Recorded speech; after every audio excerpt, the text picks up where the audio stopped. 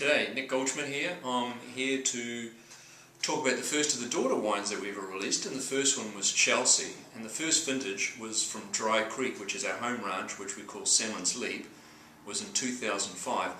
And if you remember, 2004 was sort of the, Merlot sales were going down. It was a difficult time. We were selling the grapes to selling the grapes to Clos de Bois because I was running Clos de Bois as part of Allied de Mec. And I had to release 25% of the growers, and so I went to Eric Olson, who had worked for me at CME, and I'd hired from Saint Michel, and I went to him and said, I've got to cut 25% of the growers, and I'm going to cut myself. And that was our vineyard in Dry Creek, which is, I said, where we lived. And Eric said, oh, thank goodness, man, I didn't really like your fruit anyway. I said, Eric, come on. And so we went ahead and made the wine, and of course we got 91 points in the Best Buy and the Wine Enthusiast for that particular vintage, and it took off from there.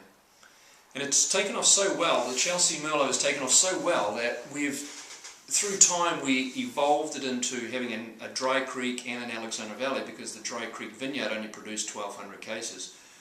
So we had a vineyard in Alexander Valley which we gained when Clos de Bois stopped making Milestone. Milestone was their top wine, or actually reduced making Milestone. And I managed to get the Merlot that went into that blend, and that's what makes the Chelsea Alexander Valley Merlot. What we do in terms of sales now is on the west coast we just sell the Dry Creek, which is our home ranch called Salmon's Leap, and then for the east coast or east of the Rockies we sell what's called the Alexander Valley. So those are the different.